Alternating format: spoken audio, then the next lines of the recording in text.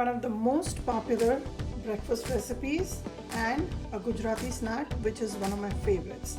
Let me show you how to make Nylon Khaman Dhokla. 1 full cup of besan. This is fine besan which we use for making pakoras and bhajiyas. Make sure it's a packed 1 full cup. I have 4 tablespoons of sugar, 1/4 teaspoon of turmeric powder, 1 teaspoon of citric acid, 1 teaspoon of salt and 1 teaspoon of baking soda. Now we'll keep the baking soda away and I'm going to mix the sugar, the salt, the citric acid and turmeric in this bowl along with 1 full cup of water. Sugar and the rest of the sugar here, the citric acid and salt and the turmeric. Now if you don't have citric acid, you can always use a tablespoonful of lemon juice. I'm adding warm water just so that the sugar and salt will dissolve well. Once all this is mixed, just check to see if the sugar and salt has dissolved well. Now I'm going to add the besan, but I'm not just going to dump it in. I'm going to sieve it and put it in so that the besan aerates well. After mixing the besan with these ingredients, make sure you beat it for at least about 5 to 6 minutes, and the yellowness that you see right now will become lighter in color. That means it has incorporated a lot of air and it's nicely swollen. The besan will absorb the water and it will also aerate well. While I'm beating this besan and wet ingredients, I'm also going to have a steamer running on the side so that it builds a good steam, because after we add the baking soda, it will have to be quickly poured into a mold, one of our baking trays, and then we have to steam it for a good 15 to 20 minutes. So while I beat this, there is a steamer on the side. Beaten this mixture for a good 6 minutes, and now I'm adding a tablespoonful of oil here, and that will help for the pores to be well constructed and also help in demolding. On the side I have here a baking tray which I have greased and kept ready, and once I mix the oil into this mixture, I will wait for the steamer to have a rolling boil and develop a strong steam, and then add the baking soda. Now once you add baking soda, it will quickly start bulging and swelling, which is exactly what we want. There is air built in it. The citric acid and the baking soda will react and it will start swelling, and that is what we require. And once that happens, mix it well, and I'm going to pour it in the cake tin and put it to steam for 20 minutes. So once this is mixed, it's well incorporated. Now I'm adding the 1 teaspoon of baking soda. Now once you add the baking soda, mix it vigorously and you can start seeing how it is getting absorbed and reacting with the citric acid. Make sure you mix it well, otherwise it will settle in one place, and when it steams, it will have red dots after the dhokla is made, which is not what we are looking at. Make sure it mixes like this and it will become like a nice cake batter. Once this happens, take out your whisk, use a nice silicone spoon to take out everything into this tray. You can see how well it is aerated with baking soda. Now I'm going to put it inside the steamer and steam it for 12 minutes. If you are fond of a spicy dhokla, you can add ginger and green chilies to the mix, but I have not added. I'm just going to add it in the tadka when we prepare one. So here goes the dhokla into the steamer.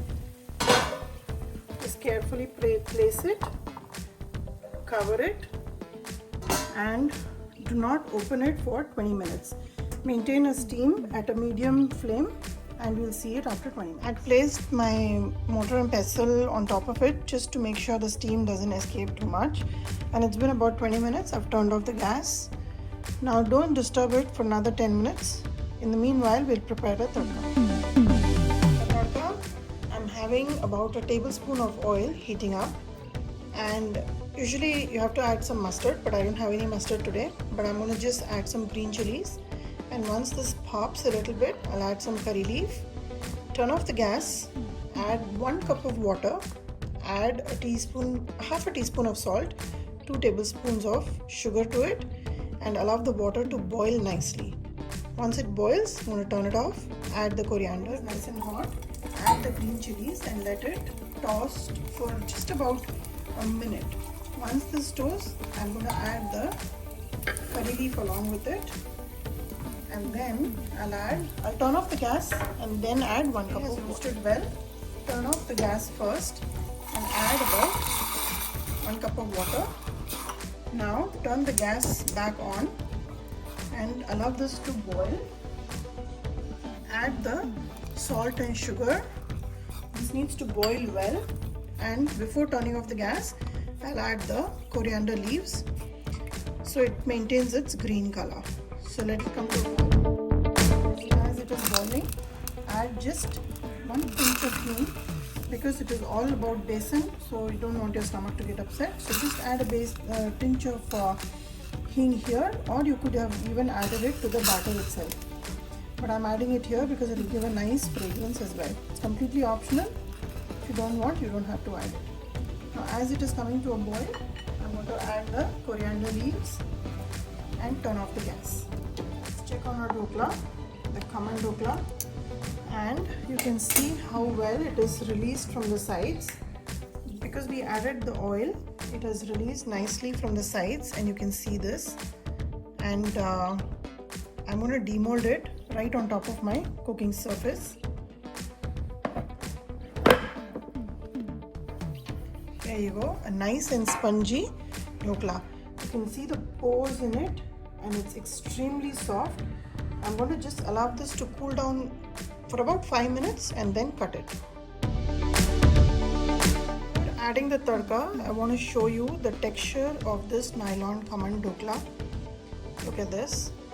Look at all the pores that it has generated, and it's extremely soft. So if I press it and release, it is coming back to shape. That's how soft this has come.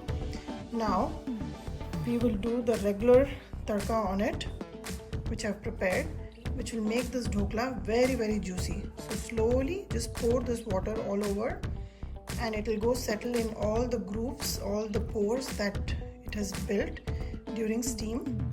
So add the chilies, make it as spicy or less spicy as you like.